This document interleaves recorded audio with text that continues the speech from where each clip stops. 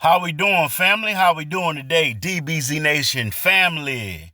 Y'all know what it is, man. Coming at y'all with a new video, man. I want to thank all the new subscribers, everybody who's been liking and sharing the videos and interacting with the channel. I really appreciate y'all. I want to talk about Star Wars Outlaws just for a few minutes. Star Wars Outlaws. Now, if you've been watching my channel for a while, you've seen me play many games, many Star Wars games. I've been playing Star Wars Battlefront 2, and also been playing Star Wars Fallen Order. And I was interested in downloading Star Wars Outlaws. So what I did was I just downloaded it's like a sample play, like you can play it for like 30 minutes to try it out.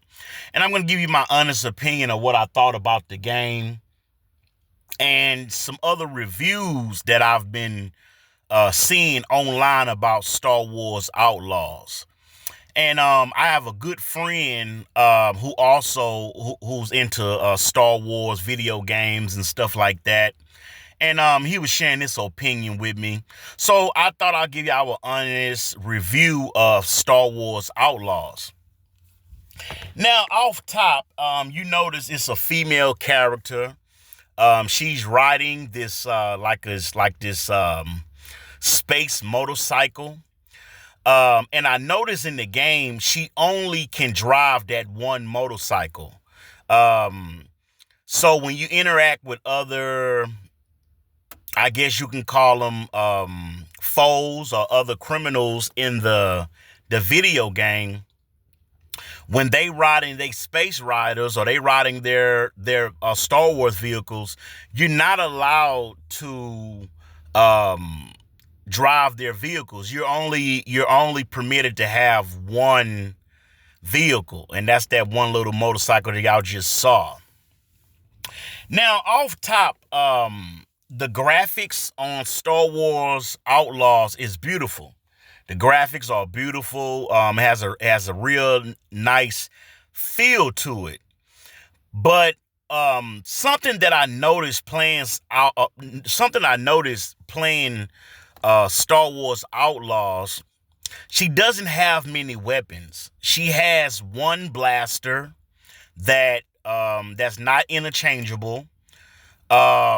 And she has a little buddy, a little alien cat dog looking thing that follows her around the whole video game. And I thought that the storyline was kind of boring, and I tell you why. Now, the female character, you see her crouching right here. You're going to be crouching most of the game. Because when you figure out, like, she's on a mission because she stole some merchandise from a real powerful person, and he put some money on her head, like 400,000 credits. And so the whole game, you're going to find yourself crouching down, trying to hide from people.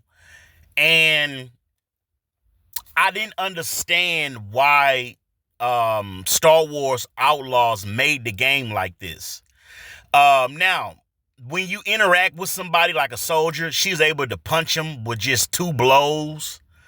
I mean, we're talking about Imperial troopers, and she could just sneak up behind them with that little cat and just knock them out with 1 blow.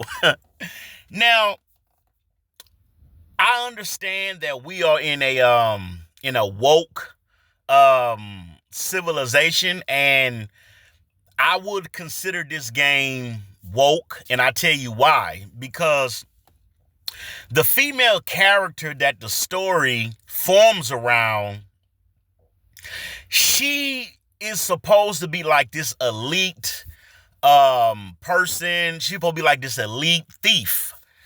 And you find yourself hours and hours in the game, mostly crouching and hiding from people. And there's a lot of glitches in the game. I noticed a lot of glitches playing the game. And as you see, she has this one blaster in her hand that she uses throughout the whole game. And when you able to, if you like want to do like buy some stuff, or like you want to like make her look a certain way, the outfits are terrible. And that one little laser gun that she has, all you can do is change the color on it, but you really can't change the weapon. And if you're looking for a lightsaber fight, if you love lightsabers like in Battlefront or other Star Wars games, this is not the game for you, because you will not have any lightsaber interactions. There's no Jedi, there's no Sith in the entire game. So let me read this article real quick, and then we're gonna get into then we're gonna get a little bit deeper into this kerfuffle. Now, there was an article put out not too long ago. I want to read this article. It says, Star Wars Outlaws, is it a crappy masterpiece? It says, I was staring at a wall. It was an early mission. Now, keep in mind that Ubisoft makes this game, and Ubisoft and had a lot of bad reviews on other games. But it says here that the Star Wars Outlaws, in which I was charged with testing it out, it was an empire based to recover some information and to steal things, pretty much, because she's an outlaw. And it was a perfect wall. It absolutely captured the late 70s sci-fi, authentic, dark gray, cuddling, broken up by gray panels covered in dull, blinking lights. And I stopped to think about how much work must have gone into the wall. Looking elsewhere on the screen, I was then overwhelmed. The wall was the most bland thing in a vast hangar, with TIE fighters hung from the ceiling, stormtroopers wandering in groups below, and even a little white sign with the yellow arrow looked like it was a decade-old mysterious craft to fit into the universe. I felt sheer astonishment at the achievement of this video game, but the optics were terrible. The optics were terrible. And it says here that Viva, multiple studios across the whole world, and the work of thousands of deeply talented people, had built this impossible, perfect area for the monetary scene that was intended to run straight past. Except I ran past it 3 times because the AI kept messing up, and it was very frustrating. And I was restarted at a checkpoint right by the gray wall over and over. I was struggling to capture the moment in playing this game. This sense of absolute awe, almost unbelieving the terrible gameplay for Star Wars Outlaws. That even possible build games at this scale and at this detail. Found hard to play. Now, if you're looking at this scene right here, you see her, she's like going through some kind of cave, whatever.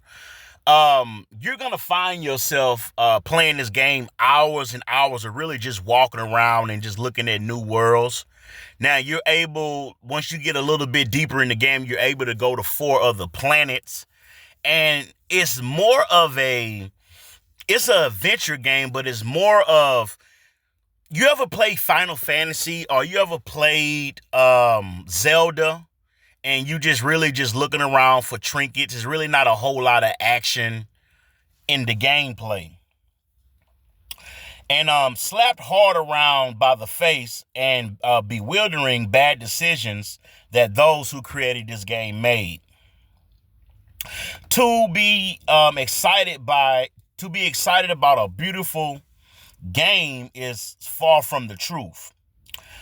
Yourself up from a point to where you're excited about the game, then the more you play it, the more unexcited you become. The animations are boring. The guards are boring. And then as I try to beat one of the levels, I noticed it had a lot of glitches in it, placed across thousands of locations in multiple cities over a handful of planets. My genuine thought was, this is ridiculous that we mark these games as the same criteria as others.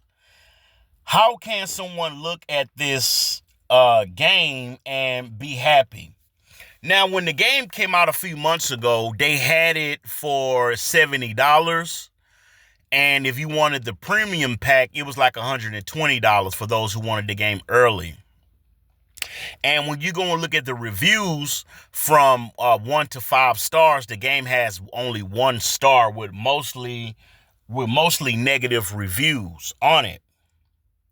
And like I said again, you see her driving this, I guess you can call it a jet motorcycle. You find yourself hard to control. It was hard to control the motorcycle. It's very, very hard to control the motorcycle because, they didn't really program good controls in it. And if you want to use your laser gun, you have to get off of the motorcycle in order to use it. And then when you pass other outlaws, you cannot use their weapons. You can't use their vehicles. And so you're going to find yourself for hours just driving around this little motorcycle, just looking for where to go. And then you see this robot here. He's supposed to be like some kind of assassin robot. One of the boss fights you get to near the scene. And instead of her, she's supposed to be this great outlaw to, steal credits. She end up trying to, I guess she becomes a soldier for the Republic and trying to free this robot to give it its own life, to give the robot, so the robot can make its own decisions. Let me read a little bit more of this. Now, in 2024, we have reached the most deeply unsought of game in the Star Wars enterprise. And my personal opinion, family, a lot of people were saying they don't like the female character. She's not beautiful enough. They don't like her outfits. She dressed like a town boy. And there's some points in the game when you see these things, trying to put in different outfits and stuff like that. But Ubisoft strikes me as the leader in this bizarre space. I have for years been delighted and bemused by what the company is capable of creating. The game Assassin's Creed, which is another game they created, Assassin's Creed, seriously routinely builds entire cities, even countries, in authentic detail to the point where we almost take it for granted. It has always struck me as the most horrendous waste that a game like Assassin's Creed Odyssey can recreate. Ancient Greece in such wonderful detail, and then gets thrown away. That entire digital space never used again for anything else. I could be given the world offered as the setting for thousands of minutes wasted, reused and recycled as such as an achievement deserve. Instead it's there for a single game where we reasonably get frustrated and the game feels broken. So, that is my personal opinion about the game Star Wars Outlaws. I would love to know your opinion. I would love to know if anybody has played Star Wars Outlaws, and maybe you can give me your opinion about it or how you feel about it. Is Star Wars Outlaws the worst Star Wars game to ever come out? And that's a lot, because I've played Star Wars Fallen Order, thinking about getting Star Wars Survivors, but I don't too much care for, you know, only having one character to play with and one lightsaber to play with. But hey, that's just my personal opinion. What say you, family? Please subscribe to the channel. And like I said again, I would love to hear from some people who have actually played Star Wars Outlaws. Please share this video, and may the force be with you, family. Peace.